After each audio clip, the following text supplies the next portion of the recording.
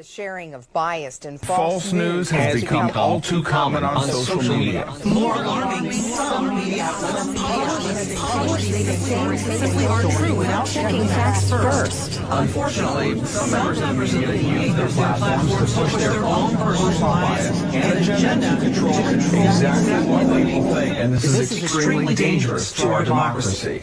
We now disrupt your regularly scheduled programming.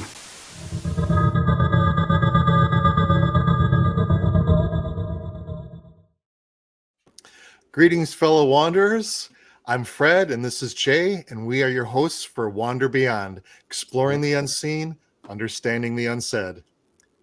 So, thank you, and welcome to episode 1 of Wander Beyond. Jay,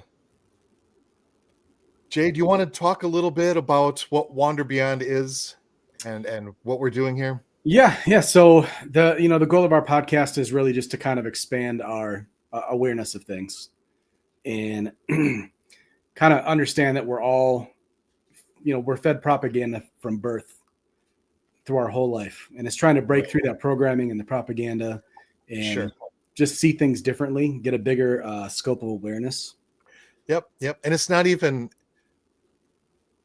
always intentional programming, but like you said, from the moment you're born, your parents are teaching you things, and you're just observing. As a baby, you're taking information, and it creates your worldview, and it's hard for people to see beyond that worldview because their whole lives they've been taking in information.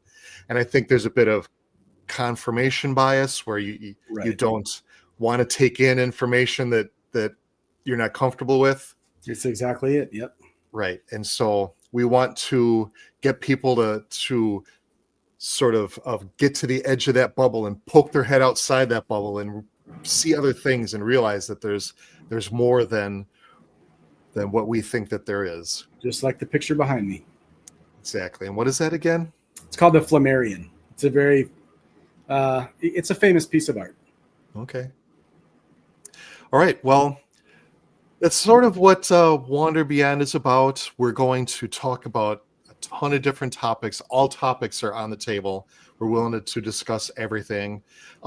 Some things serious. We'll talk about a lot of government conspiracies and deep state sort of stuff. We also want to do some lighter subjects, UFOs, Bigfoot, the whole gambit. We want to talk about everything and anything. So, with that being said, we'll probably get into our lives a little bit as our podcast goes on and learn a bit about us. And we want to learn a lot about you. So please, we need you to comment and write us 2 emails, and we can get you on the air if you want. So we figured we'd start a little bit and try to break down some of the propaganda and things that were fed through the news media.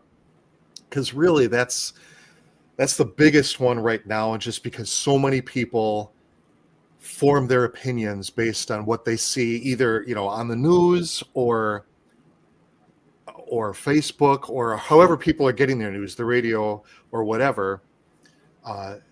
You need to understand that that's not always the truth, and almost never is the truth. That it's all propaganda.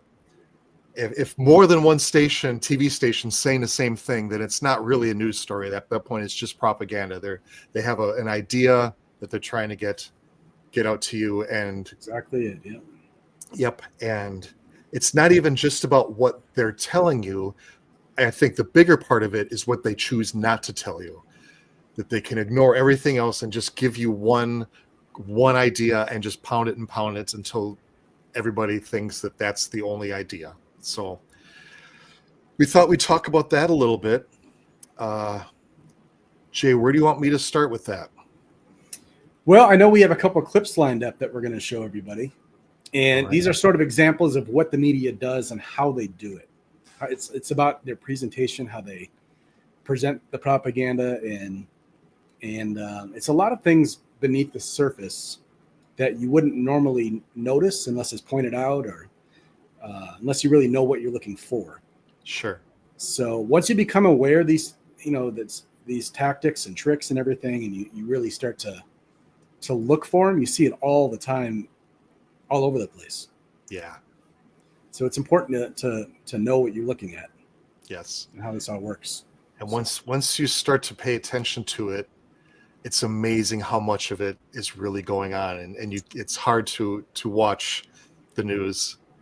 It just seems like a kabuki theater. It's just a play. The more your awareness of things expands, it can never go back. It can only keep growing. Yeah. So. All right. Well, I will start with clip number 1 here, and you tell me where to stop. You got it. All right. Here goes. Okay. University of Wisconsin professor Kevin Barrett, who has recently drawn criticism for plans to teach an Islamic studies course next fall that will incorporate conspiracy theories that the U.S. government was involved in the events of September 11th. Professor Barrett joins us.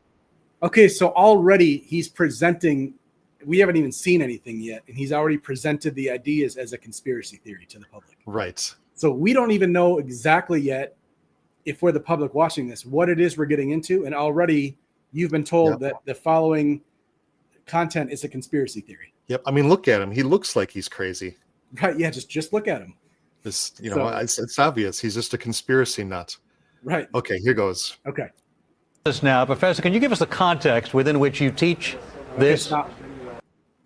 So you see what he does with his hands there. He takes both hands, and this is called neuro-linguistic programming. This is another little trick.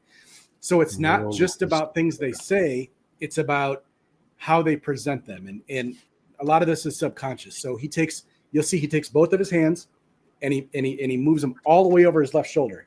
Like, oh, this guy's far left. He's extreme to the left. It's like a dismissive thing. Right.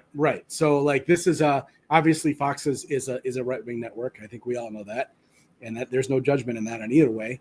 But you got to look at where this is being presented. So he's taking both hands. So everybody watching is already sort of programmed to hate the left because it's left versus right. It's this dichotomy, right?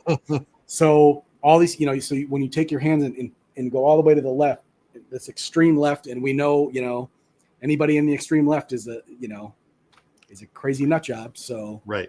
They've already got you like 2 or 3 times already, and we're seconds into the clip. Right. Go ahead. What was that neuro-linguistic programming? Yes. So that's the use of many things, like hand gestures, and voice inflection, just little subtle gestures and voice inflection, just lots of different things packaged into one that subconsciously changes the way that you see something. Okay. All right. To continue. Okay. Well, yeah, sure. I'm teaching an introductory course on Islam, and I think it's really important to cover these contemporary political issues, and one of them is, of course, the so-called war on terror. Now, the fact is that the great majority of the world's Muslims believe that 9/11 was an inside job. But that's your opinion, right? You're offering your opinion that there was an inside job. Stop. So already he's sort of, even though he just said that the facts are that the majority of the world views 9/11 as an inside job.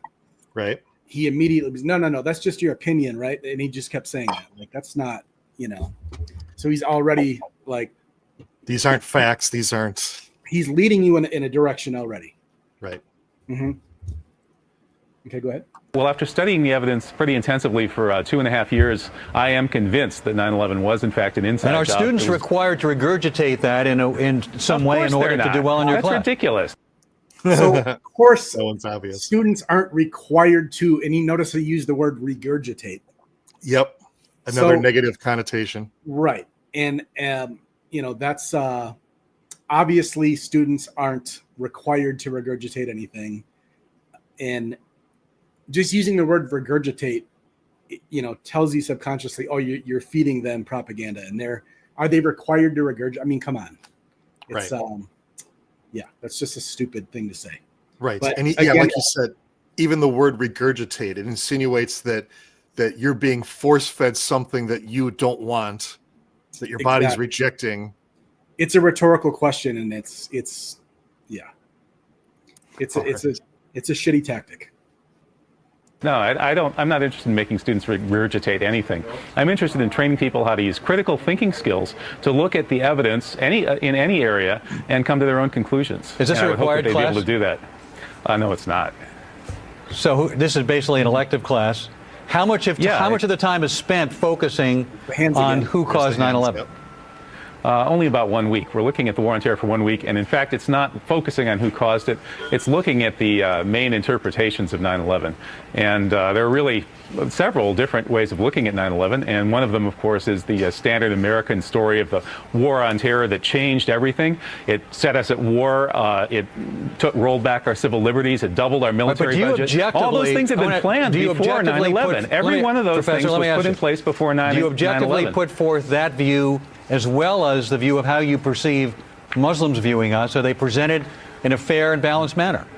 Of course. In the classroom, I always present things in a fair and balanced manner. Outside the classroom, when I'm an activist or a satirist, I'll tell it like it is. Inside the classroom, I'll present all of the defensible interpretations and let the students use their own critical reasoning skills to come to their own conclusions. All right, Mr. Barrett, Sean Hannity here. Do you really believe that 9/11 was an inside? Okay, so before we even get to Hannity, you'll notice about a minute ago he goes, "Oh, is this a required class? What college degree is this going to be a required class in?" Right. Obviously, it's an elective, but it's another, rhetorical question that just they're just steering you in a direction. Sure. So now we get to Hannity. What's the first thing? So now he shifts it over to Hannity. They put Hannity on camera. What's the first thing? He's looking down. He's not even looking at the camera. Like he's not even interested in what he has to say. He's talking in a low, muffled voice, like you're not even important. Right. Like, oh, let's just get this over with. Oh, I got to deal with this nut job. Oh boy. So that's so when I say neuro-linguistic programming, this is part of it. It's all these subconscious things that you might not notice unless you're looking for it, but it's done very much on purpose. Okay. Ready? Job, not just 9/11, but Madrid and Bali and the Zakawi operations. Actually, hang on a second. So they use this tactic. You can see it on almost any primetime interview where they're going, like anytime they're trying to discredit somebody, they will constantly talk over them. They'll never let them get any kind of rhythm going. Yep. Anytime they start to get any traction at all, they just talk right over the top of them, interrupt them, and that's a tactic. If you watch, actually, we're gonna get him in later clips, but Piers Morgan does that. He's an expert. He does it all the time, and it's a very intended tactic.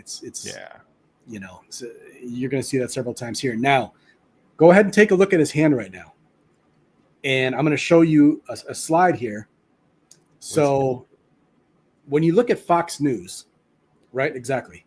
So if you look at the shape of his hand, he's doing the OK sign, but that's also, I know it sounds silly, but just hear me out. It's 3 6s, 666, right?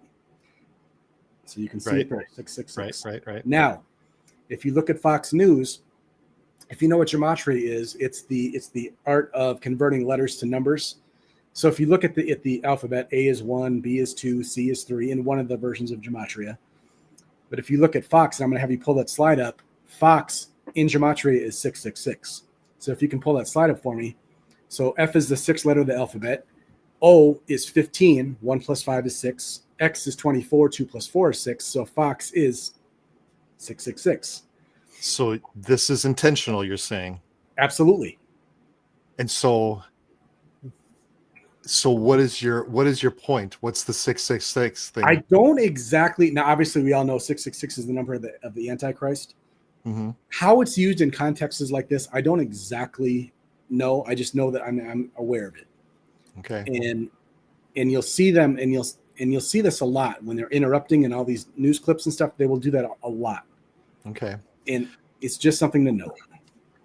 So you're saying that you're not sure what it means? You're not saying that Fox News is satanic because of their letters and their gestures? I'm not willing to say that, no. But there is some sort. I mean, we're going to get into MK Ultra and things in later episodes.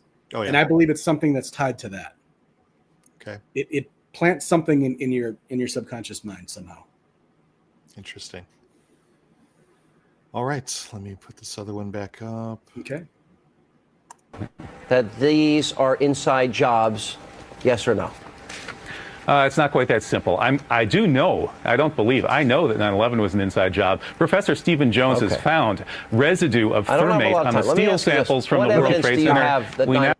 So, there Hannity asks him a direct question, and as soon as he starts to answer his question, just like we talked about, he interrupts him and then says, hey, hang on, I don't have a whole lot of time. Well, you just asked him a damn question. Right. So when he answers it, what do you mean you don't have a lot of time? What else are you going to be doing? You're the one that asked the question. You asked him on the show. Yeah, you asked him on the show. This is your job. What else would you be doing right now? What do you mean you don't have a whole lot of time? So again, an interruption tactic and just more of this like, oh, you're nothing. I don't have time for you. You're unimportant. You're a nut job. You're crazy. Yeah. Go ahead. I now know that it was taken down in a controlled demolition. All right, so you believe that the buildings came down in a controlled demolition, right? Well, I don't believe it. I've looked at the evidence, you're and right, the evidence is overwhelming. All right, the evidence is overwhelming to you because you're a conspiracy nut, but no, actually, all of you.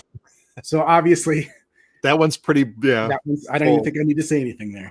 But he's talking about evidence of a controlled demolition, which there is. When you go, you can go research it, and it's very obvious. There is evidence of a controlled demolition, and of course, that's your opinion because you're a nut job. And I don't even think I need to get into that one. Right.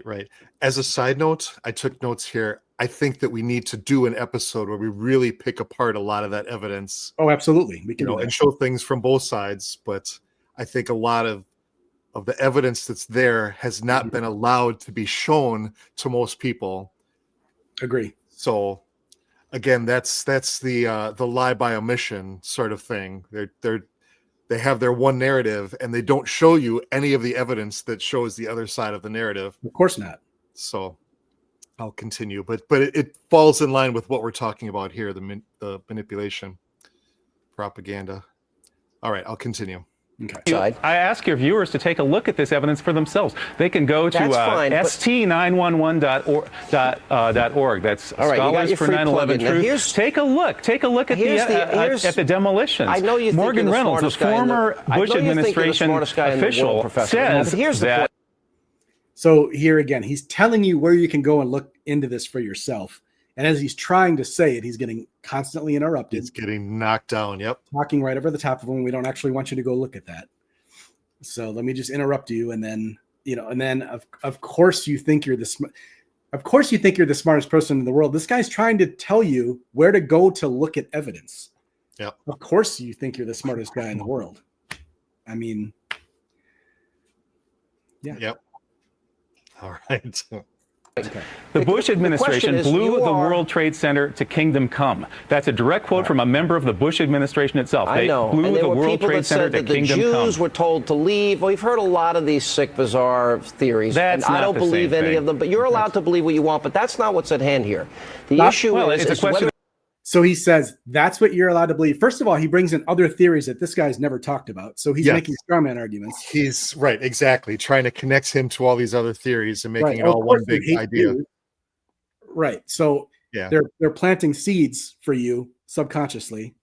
Oh, of course you're anti-Jew there. Yeah, of course. Yeah, always. Right. So he's linking his perceived wacko conspiracy theory to other ones that he's never even talked about. Yep. So that it makes it easier for the viewers to just dismiss it then. Right. Like, oh God, he's one of those people. Yep. And if you see a second ago when he made that 666 symbol again, he said, and this was done intentionally, he says, as he's doing, he says the matter at hand here as he's doing it. If you can go back just a few seconds and look at that again.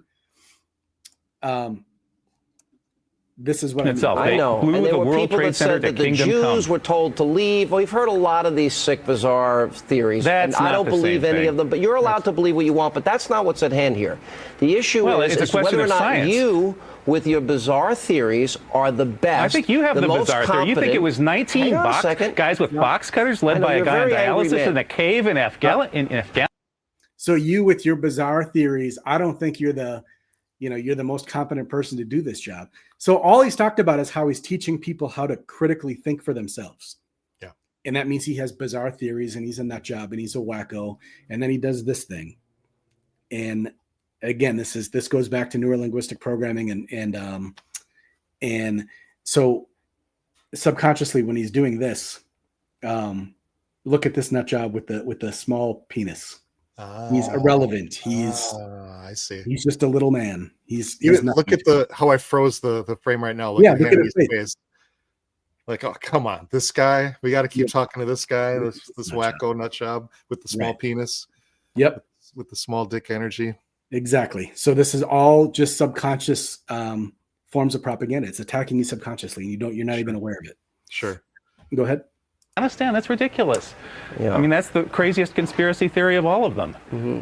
Okay. I wish I had the Twilight Zone music. Now, here's my next question. The issue that is at hand here, you're entitled to have your opinion. I don't really care what you believe.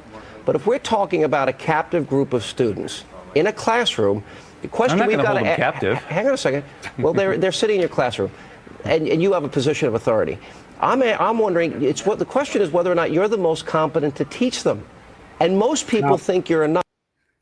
And you cut it at a perfect time. So he's just said, first of all, most people think you're a nut job. Now, before you had him on this interview, the one that you told him you don't have time for, how many people really even knew this guy?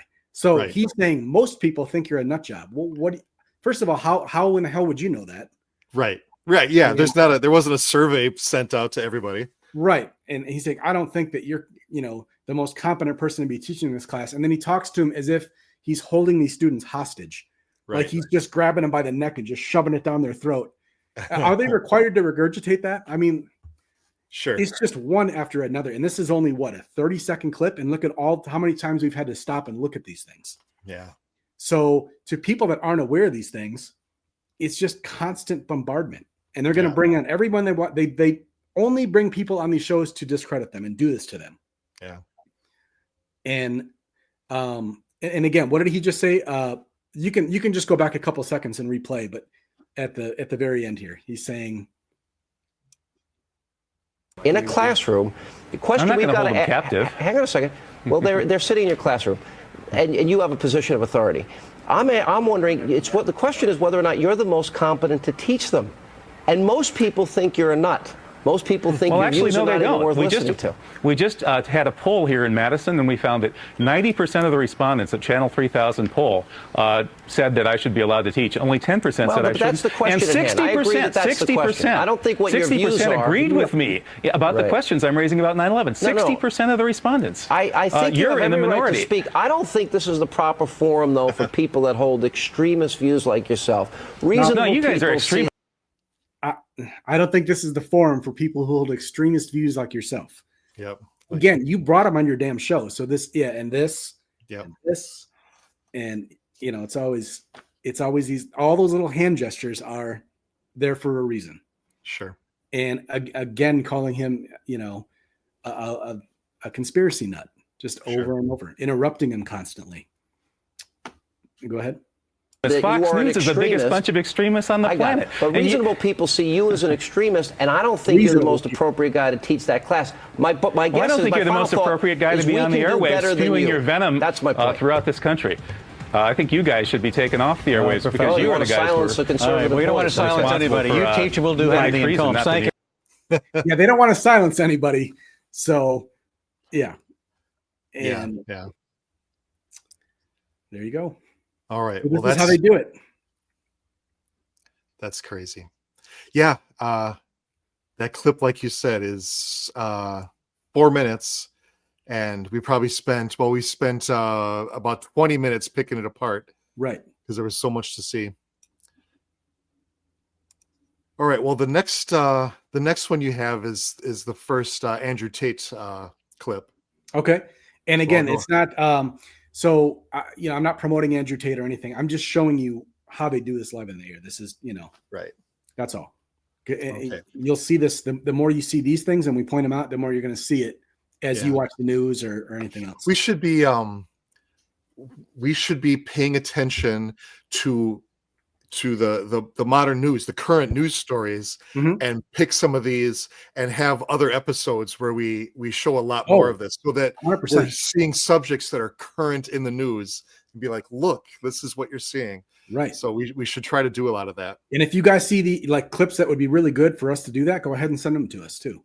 Yes, I will in the comments section below. I'll put all the links to our social medias, our email address. You can comment right here directly on the video. If you see stuff, show it to us. We'll put it on the air. We're even willing to put other guests on the air if you have a lot to talk about and opinions on these things, regardless of what side of the show you're on. We would absolutely love to talk to you. And we promise that we will not call you a crazy conspiracy. We will not talk about your little dick. All right. Let's get Andrew Tate up here. We don't. Yes, we do. No, we don't. You support his right to speak about things like Sandy Hook? I don't know Sandy Hook. I don't know. And you know what it was? It was a mass shooting. Of school Okay, children. go ahead and stop already. But to sit. So what he's doing here with Andrew Tate is he's asking Andrew Tate, and I don't remember the exact context, but what he's doing is there was a time, maybe a time or two, where Andrew Tate was on Alex Jones's podcast or show, whatever he's got going on. And so what he's trying to do, Alex Jones was sued for portraying Sandy Hook to be a hoax. And he's trying to tie Andrew Tate with him because he was on his podcast. So he's trying to say to the viewer subconsciously, look, this guy was on his podcast, which means that he must, believe all the things he believes. So he's subconsciously linking you to someone that's already perceived as a nut job. Right. So it's like another subconscious way of destroying somebody. Of course. Yeah, I can see it. Mm-hmm. All right, we'll continue. And it's actually, no, let's stop for a second. Please don't interrupt me. Here's why I know why you're good at your job. First, you interrupt people a lot, which is good. It's a good skill. Actually, and then there you go. Prove me right. On podcasts with rabid leftists and. So I was saying earlier that Piers Morgan specializes in this interruption stuff. Andrew Tate already knows, and you don't see it often where people will call it out because what they're doing when they're always interrupting is they're putting you on the defense. And as they're interrupting you, they're maybe hitting you with more questions. So you're just always playing defense. You're always backpedaling and you're trying to get your bearings because you're just getting, overrun. And in this clip, like Tate's aware of that and he's calling it out as he sees it, which I love that. I think it's super important that people start doing that. Awesome. Go ahead. And people who openly hate me. Is it wrong? I do a podcast circuit. Okay. So, and I don't know everything he's ever said. When somebody like, and I don't know what you're trying to get here because I did a podcast. If you let me get a word in edgeways, I'll tell you. It's a lame trick. Right. So he's doing the same thing back to him. He's called out Piers Morgan's behavior, which is fantastic. Yep, and he doesn't like it one bit. He doesn't, and he's going to call him out and say, "I like it's a dirty trick." But then Piers Morgan goes, "Well, if you'd let me get a word in edgewise." So yeah, it's just funny. It's ironic. But it's his show. He's got all the words. He can say whatever he wants whenever he wants. Of course. All right. If you let me get a word in, I will tell you. Let's go. All right. So I'm going to move on to the next clip. This is, I believe, a different interview, but still with Andrew Tate. Okay. Oops. Hey, we'll be back with you after the break. We'll talk to you about Twitter again. Elon Musk restoring you to this platform. Has it calmed you down? Are you as controversial on there? Are you mindful that you're only one false move, like Kanye West, for example, away from being removed again? Well, Elon Musk has restored. So as he's leaving there, he goes, "Oh, Elon Musk allowed you on his platform. Are you going to calm down? Are you going to, in other words, are you going to stick more to the mainstream narrative, or are you going to get crazy again and get yourself banned?" And then, what did he say right after that? Can you go back just a second? Sure. Moved again. Well, Elon Musk has restored a throng of banned accounts, is taking over Twitter with a small commitment to free speech. He's also shown he has a line of his own, though. Conspiracy theorist Alex Jones remains banned. Kanye West was reinstated, then banned again. So he's talking about, people that are banned for, again, not following the narrative. And once again, he sort of links Andrew Tate. Oh, conspiracy theorist Alex Jones was banned. And he just got done talking, about him and Alex Jones. So yeah, just another thing where, like, do you dare go outside the narrative or what we tell you? If you do, you get banned. Yep, and he's doing it right before the commercial break, so Andrew Tate cannot retort. And then this is the last thing that's in the viewers' minds as they go to commercial break. Exactly. Now they have 2.5 minutes to think about this. Right. For posting a swastika inside a Star of David, Andrew Tate is back to. So I know you caught that. So he says swastika, and he doesn't even pause. swastika, Andrew Tate. So Yep. this is another neurolinguistic programming tactic. It's called anchoring. So he's saying swastika, and of course, that's the devil, and you're immediately linking that with Andrew Tate. Yep. So it's a little subconscious trick. If you can go back and just replay that again, listen to how fast he goes from swastika to Andrew Tate. Star of David, Andrew Tate is back too for now. Anyway. Yep, without a pause. Okay, I'm going to go on to this is, I think it's a different interview, but this is also with Piers Morgan. Okay. Piers Morgan Uncensored, one of the most infamous men in the world. Andrew Tate's misogynistic tirades have been viewed billions of times online. Oh. He's now been affected. So one of the most infamous men, Andrew Tate. So again, he's branding him before you even can get out of the gate. Yep, infamous. And he's already called him a misogynist, and et cetera, et cetera, et cetera. He hasn't even had a chance to speak yet. Effectively banned, though, from the internet. He doesn't think that's fair. Tonight, I'm going to try and work out if it is. Banned from the internet. From London, this is Piers Morgan Uncensored. Well, good evening from London, and welcome to a special edition of Piers Morgan Uncensored. Andrew Tate, one-on-one. He's the most famous man you probably never heard of, with billions of views online. Stop. Tonight on Piers Morgan Uncensored. He's the most famous man you've never heard of, with billions of views online. Yep. So he's insignificant and nothing, and you probably don't even know him because he's not important enough, but he's got billions of views online. Yep. All right, that was the end of that clip. But yeah, the most infamous man you've probably never heard of. Mm-hmm. But he's got billions of views. I'm going to go on to our final clip, and it's the same interview. It's just a little bit later in the interview. Okay. Backlash, the net has closed on Andrew Tate.